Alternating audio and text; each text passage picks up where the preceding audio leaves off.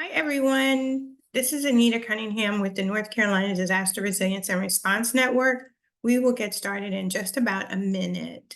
So give us a minute.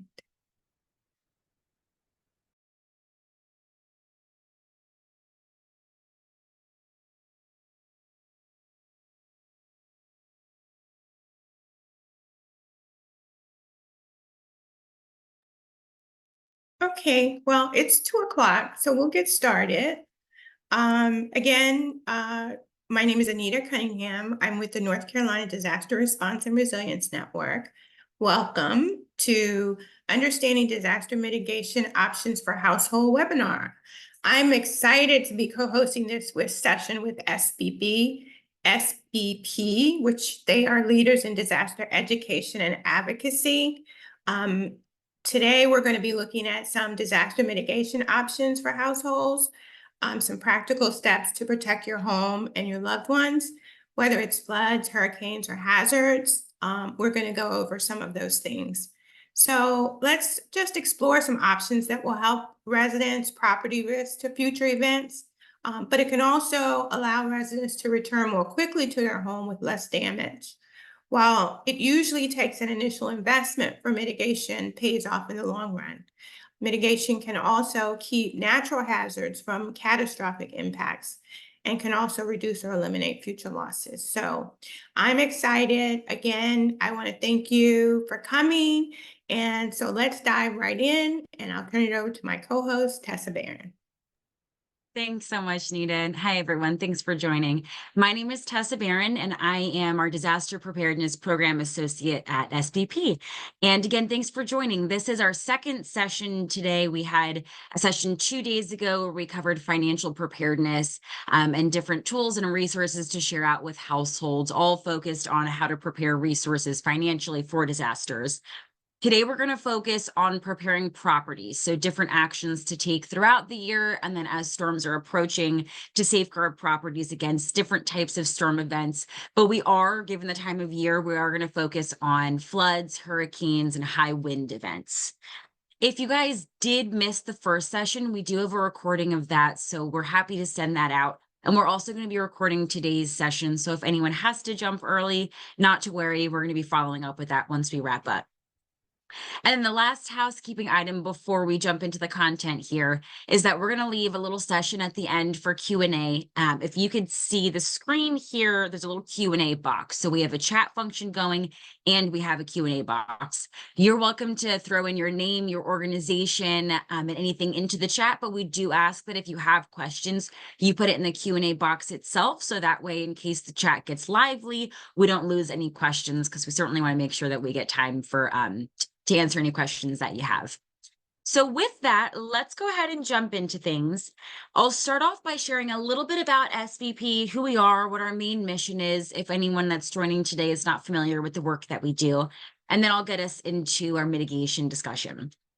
At SVP, we are a disaster resilience and recovery organization, and we got our start about 2 decades ago at this point after Hurricane Katrina in New Orleans. In those early days, our organization focused solely on rebuilding. So our main focus was to get folks back home post-event. You can see here that our main mission is to shrink the time between disaster and recovery. And in order to do that, we realized that we really need to expand the work that we're doing to touch the full disaster spectrum. So while rebuilding and building new is so important, we knew that we needed to get ahead of the storm. We needed to be more proactive in order to truly reduce the time between disaster and recovery for households. So a brief overview of our 5 different program areas, but I welcome you to check out more information on our website. First is our rebuild/build program. We rebuild houses, but we also do build new. And that does still make up a large chunk of the work that we do today. But we now also have a SHARE program, which is our in-house grant foundation, a PREPARE program, which is where I'm situated, and you'll learn a little bit more about that in a second. We have an advise department, which is our government advisory arm of the organization. And then lastly, we have an advocate program, which does a lot of really great work with households. And specifically, I'll highlight a main initiative is the disaster assistance program, which does actually work one-on-one with households in helping with FEMA appeals to increase the award amounts that households do get from FEMA. So just a brief overview of our main program areas at SDP, but I do want to share a little bit about Prepare in just a second here. Before we get into that, though, here's a brief agenda of what we're going to cover. Again, explain a little bit more about our Prepare program, who our main audience sets are, and what we do and Prepare. And then we'll get into our content, which is mitigation options to reduce risks and to safeguard properties against future disasters. So in Prepare, we know that we're in this period of time that's characterized by these storm events that are frequent and that are intense and that are just not going anywhere. And while that is our unfortunate reality and we can't change that, we can do everything in our power to get ourselves, to get our households and our communities as community leaders and practitioners on the call today prepared for disasters. And so we're very education focused in, well, SDP as a whole, but specifically in our Prepare program. And we do that through trainings, a lot of trainings like the one today in person, virtually, and then we have a lot of great resources, and I'll share more in a second. So our main audiences, like we're doing today, a large majority of the trainings that we do are for practitioner audiences. And that's because we recognize that as community leaders, you all really are the ones that, equipping you with information helps it get spread very far out to the communities and the ones that you serve. So we recognize that community leaders are very important community hubs that really help us, again, spread information far and wide. So a lot of train the trainer types of presentations. That's something that we do very frequently and Prepare. But I'm jumping ahead of myself here. Going back up to the top, of course, preparedness does start at the individual level. And so a lot of our trainings are geared towards households, helping them increase their preparedness and overall resilience. So when I say households, I do just want to clarify that I mean homeowners and I mean renters. We're increasingly doing more renter content, more renter trainings, because they are a population that frequently gets left out of the puzzle. So homeowners and renters, and then businesses. We do business continuity work, and we do trainings on that as well. Okay, so getting us into the content here, today, again, we're going to be talking about mitigating risks at the household level. This information is important for you guys if you have conversations with community members and they're wanting to learn what they can do to best fortify their homes against disasters. Well, here's your starting point. But I do also just want to say, as individuals yourself with livelihoods and homes and families, this information also is important for you to have in the back of your pocket in case you are wanting to take whatever action it may be that we're going to cover today to best fortify your home. So anyways, getting into it, we have it bucketed into three main categories that we're going to cover today. And the first is inspections and maintenance. So the idea here, and this really is a common theme when it comes to preparedness, a lot of the actions that we recommend that folks take really are pretty straightforward. They're not very difficult. They will, in some cases, I'll point out, there are some actions that would be best to bring in a professional just for, your general and overall safety. But the main idea here is, again, not that these are very tricky actions, but just this theme of planning in advance. And giving yourself enough time where, if you are to go through an exercise of conducting different inspections around your household, if you find something that needs repair, well, you planned in advance, you have enough time to go ahead and make those repairs before disasters strike. So that's what's most important here. These are really great starting points, but this idea that inspections and maintenance actions need to happen yearly, and we need to be planning for them in advance. So when it comes to a couple things to consider for best prepping a home for disaster season and all throughout the year, that would be taking a look at things like a heating and cooling system and water heaters. So again, a very straightforward thing, but we need to make sure that it's in good working condition.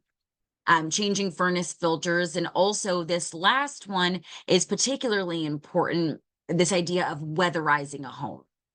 And so this is so important, especially given the current time of year, because I think today actually is the first day of summer. It's the summer solstice today, which means that the days are, well, this is the longest day of the year, and that it's hot and it's only going to continue to get hotter. And so to weatherize a home properly means that we're making sure that the temperatures are going to be able to remain at whatever you put in your thermostat, whatever you set and whatever feels best for you and your family.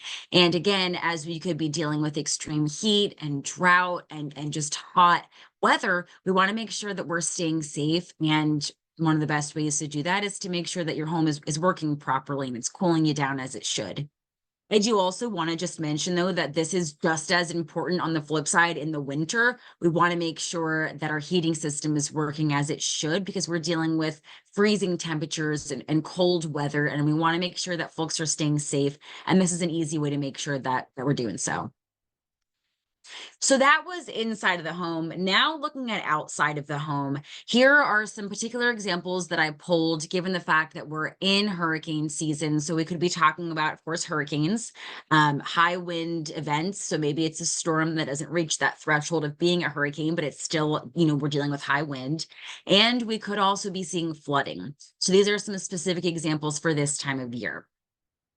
With high wind events that are often synonymous with hurricanes and storms, we want to make sure that we're removing anything that could become a dangerous projectile. So I have some examples here of dead trees with overhanging limbs and various yard debris throughout properties in your community. These again are easy things that people can do. For example, bringing outdoor items inside and storing it in a garage or a basement. Easy things that folks can do, but it does require some planning in advance. And then I'll also just draw your attention to the last one here. If we're talking about a flooding type of event, well, we want to make sure that the property is primed for success. Those, different mechanisms that are in place, like a gutter and a drain and a downspout, that they're cleared and they can work properly to bring that water away from a home and not lead to standing puddled flood waters. So also when we're talking about inspections and maintenance, one of the most important things to make sure that it's in good working order and good condition is a roof. This is one that would not be a bad idea to bring in a professional. Again, I'll emphasize that our main takeaway here is that we need to be doing this with enough time in advance, so that way, if the roof does need to get replaced, or maybe there are just some shingles that need to get replaced, then that way there's plenty of time to do so. We do have, I want to mention here that on our website at SVP, we have a very extensive roof inspection guide.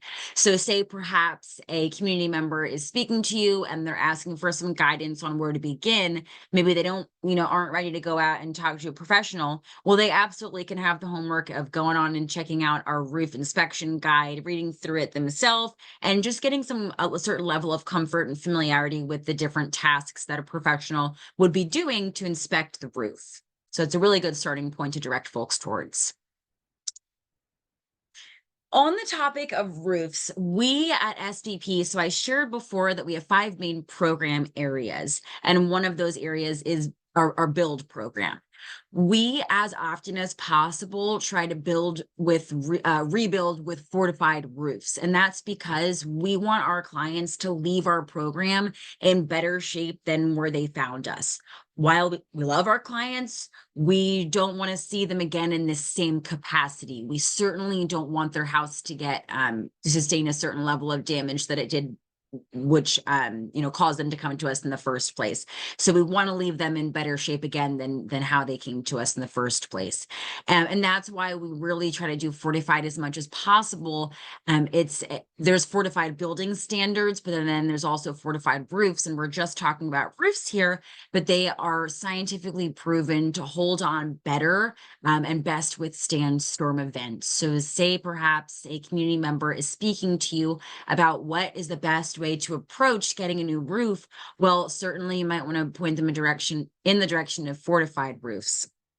I also want to mention, and we'll talk more about this in just a few slides here, that implementing mitigation measures, which absolutely includes fortified roofs, frequently does have the really great effect of reducing the cost of insurance. So we have that two-pronged positive effect of reducing risks on the household, and then also in many cases reducing the cost of insurance. So if, for example, someone in your community, maybe one of your clients, someone that you're working with, is considering fortified roofs, but at first blush it seems cost prohibitive, well, that's a great tidbit of information to share, to have folks not consider these because they seem too costly, because there is a cost up front, but that could certainly be offset by the reduced cost of monthly insurance payments and other types of tax incentives, insurance discounts.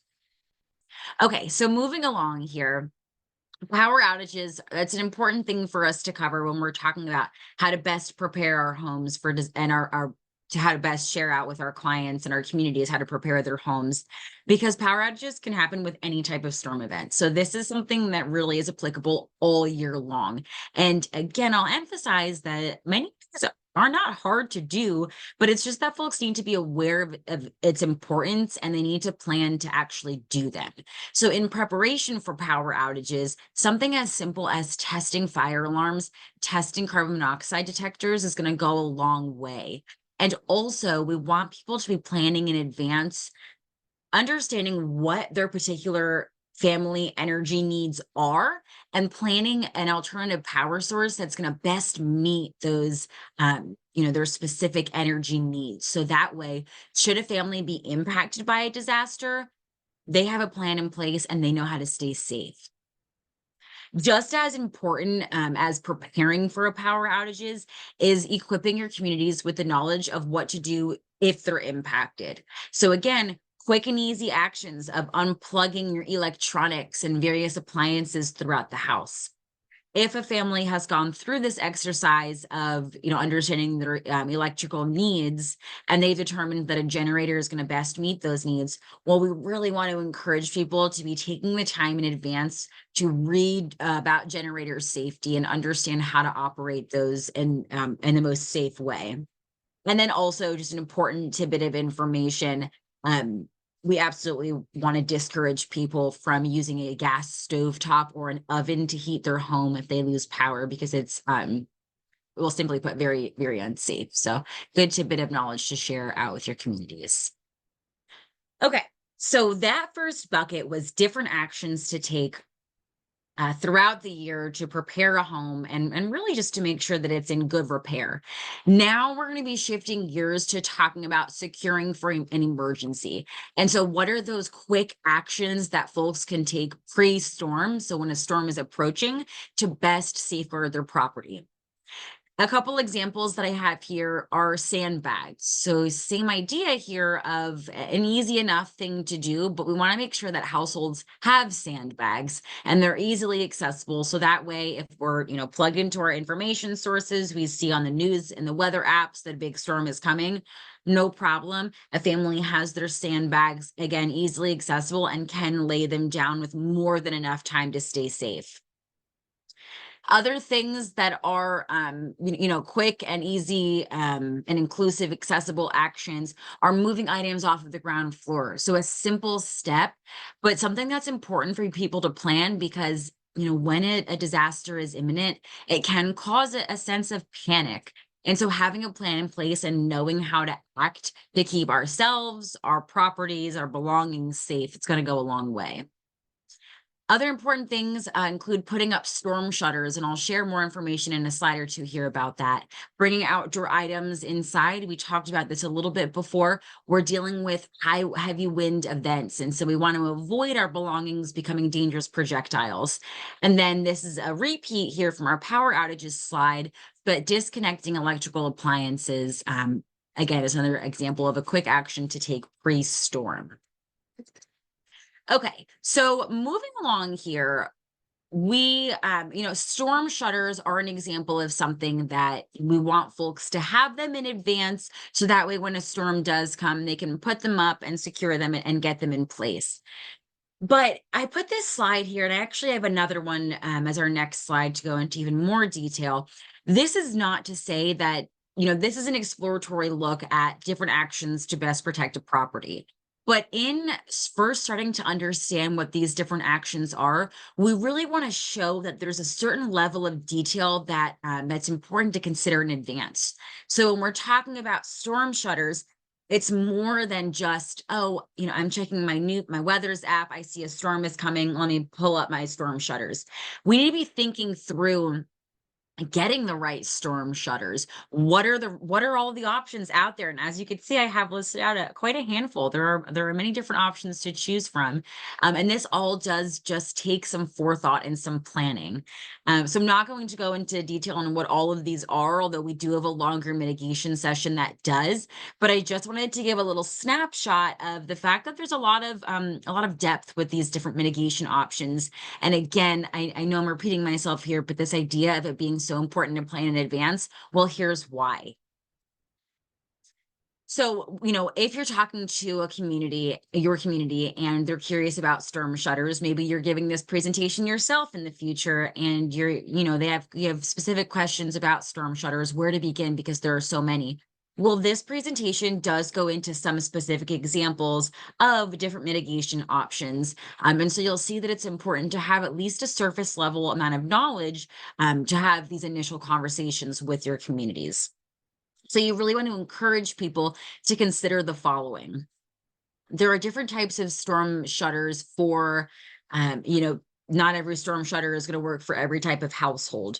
There are different types of materials for different types of wind events that you could be dealing with. So some work better for extreme wind events, but maybe someone lives in a place that only deals with a moderate level of risk when it comes to extreme wind. And so they could consider a different type. When we're talking about installation, maybe it's easy enough for a household to go ahead and put it up themselves, but maybe they need to bring in some professionals to do it. And so that would require extra time. And so the timing piece is so important because if we're planning to rely on storm shutters for some security during a disaster event, well, they have to work, they have to be in place. And then there are also different aesthetic reasons that you might go for one versus the other. So it's something that some households might want to consider. So now getting to our mitigation options here. First, we'll start off by planning or by going over our definition. And this is so important because there are so many different definitions of things like mitigation and resilience and preparedness that it's important to get us all on the same page of what we mean. And simply put, when we talk about mitigation actions, these are different actions that households can bring to their property that are either going to reduce or completely eliminate the amount of risk that property is going to bear when it comes to the impact of natural disaster events. So pretty straightforward.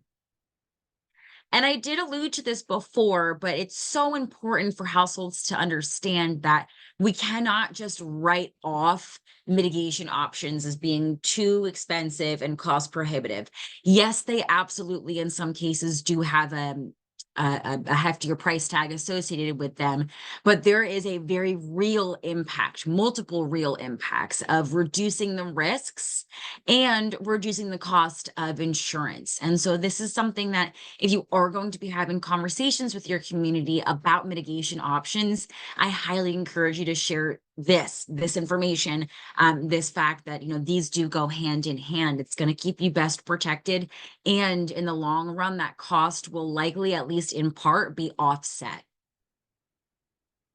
So some examples, and I'm going to go through a couple of these examples in more depth, but protecting outdoor utilities and service equipment, replacing carpet with tiles. These are all examples of budget-friendly mitigation options, which is typically what we first start with at SBP. We you understand again that some of these are more expensive than others. So being as inclusive as possible does mean starting with budget-friendly mitigation options.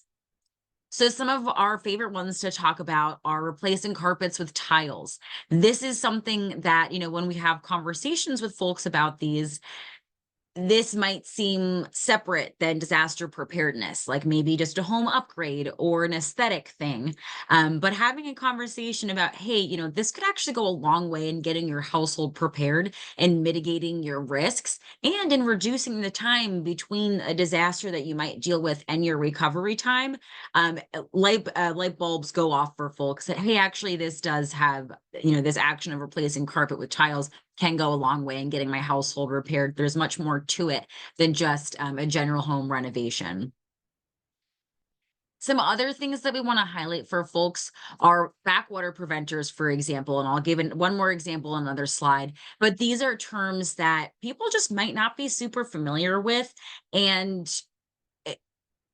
familiarity leads to comfort. And so if we can give people a quick definition of, hey, this is what this is, then they might be more inclined to check it out and see if it's fitting for their family, their property, and their needs. So backwater preventers is a great example of doing that. And this is a great one also because, well, it is exactly what the name suggests. So this is a mechanism that households can bring to their house that, say we're dealing with a storm event that has flooding involved. Well, this is a barrier that makes sure that there is a clear distinction between a household's water supply and the public system, the public sewer. If we're dealing with a flood event, we definitely want to make sure that our water supply is in good shape and that households aren't dealing with what could turn into a pretty serious health hazard. So pretty straightforward. It prevents the backflow, the overflow of flood waters, which could bring in public septic, public water, and we want to make sure again that those are kept separate for health and safety reasons. Sump pumps are another one. My family actually just had one installed in our property. And this, simply put, is a pump that's going to bring water that puddles in a low-lying basin-like area of the household, inside or out, and it can bring it outside to an area where it can properly drain. This is so important because, again, we're in hurricane season, and frequently with hurricanes come floods. And because of that, there's a lot of health hazards that could come with standing water. But not only that, it can damage the structural integrity of a house. So we certainly don't want to be with standing water. Mitigation options that don't necessarily have, fit into this budget friendly category. I'd be remiss if I didn't share them, although they are a little bit more pricey. So I'll go through just a couple examples here as we're wrapping up. But something like filling in a basement, if you're talking to your community about different mitigation measures to implement, well, some of these could seem a little overwhelming. So it's helpful to also share initial considerations. Why would you consider this? Do you need to? So something as simple as, does your basement flood? Does your basement lie below the local base flood elevation? And the way for households to figure that out is there's a couple different ways. One, check your FEMA flood maps. Two, contact your local building or zoning department and they can help. Or talking to an outside engineer who can certainly help walk folks through an understanding of what the local base flood elevation is and where their basement lies, in comparison to that. And also, what's in your basement? Do you have important mechanicals that would be, it would be quite detrimental for your family and your finances if they got inundated? Elevating a home is another one. And this one is so important because it's a really great way to get a house out of harm's way by elevating it above the level that will flood. But it's a massive renovation, a repair, a massive thing to do to a property. And so we want to make sure that people are fully considering all the factors that they need to in order to make sure that this really is the best pathway forwards. So I'm not going to go through all of these, but I just have listed out a couple initial considerations to pose to households that might be considering if this is an option for them.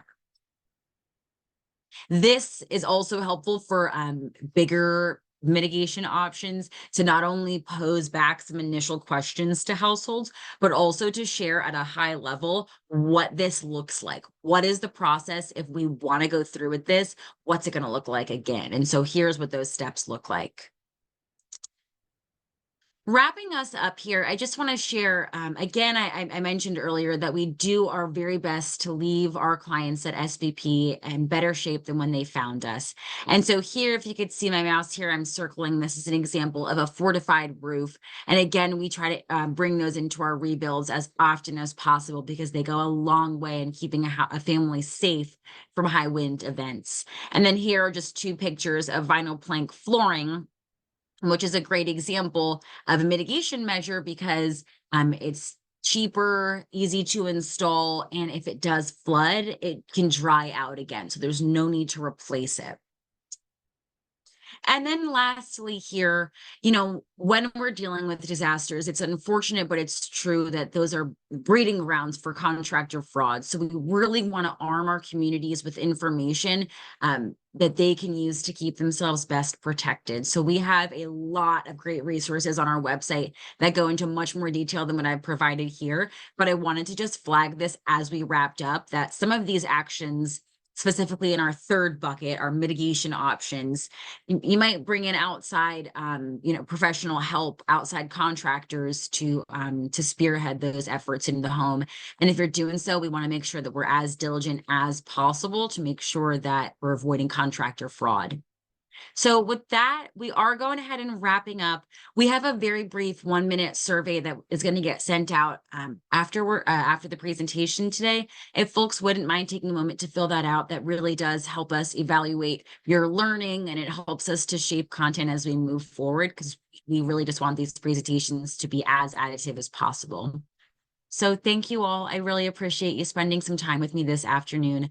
I know we're just at time, so I'll stay a minute or two longer if anyone has questions. But if you think of anything later on in the day, please jot down this email address and reach out, and I'd be happy to talk in more detail. Okay, and I see a question in the Q&A box, so I will go ahead and check that out. Any tips? Garage mitigation is a great one. Yeah, I have a resource that I will send, if it's okay, Anita. I'll send it to you to share out with folks. This is, I believe it's a FEMA resource, but don't quote me on that. But it does share some things for folks to consider when it comes to how to best protect a garage. So keep an eye out for that, and you'll get some more information there. Great. Why Do we have any more questions? I Nope. do see actually, oh, I'm sorry. Go ahead, Anita. No, go ahead. I just actually see one question that you actually posed in the chat. And so I'll just share really quickly. Anita's question is, why are tiles better than carpets when it comes to hazard mitigation? Simply put, it's because the tiles are going to dry out. And so you're not going to need to replace them if they get flooded like you would a carpet. Awesome. Thank you. I want to thank Tessa again for a wonderful webinar with such valuable information and resources. And I want to thank you again for coming. And we hope that you have a little more information to help you and your communities mitigate disaster impacts from today's webinar. As Tessa mentioned, we will be sending out a post-webinar survey, and we would appreciate if you could complete that to help us, as she said, with how we did on this in serving the information that we provided, as well as for future content webinars. We'll also be sending along, I'll also be sending along the recording of this session for all registered attendees. And I do want to just say, feel free to visit us at www.ncsurvivalschool.org to learn a little bit more about the work we are doing and finding ways to support and engage with the work we are doing. And if we do not have any further questions, I will say thank you, and we appreciate your coming, and we hope to see you again at future events. Thank you. Thank you all. Have a great one. Bye-bye. Bye.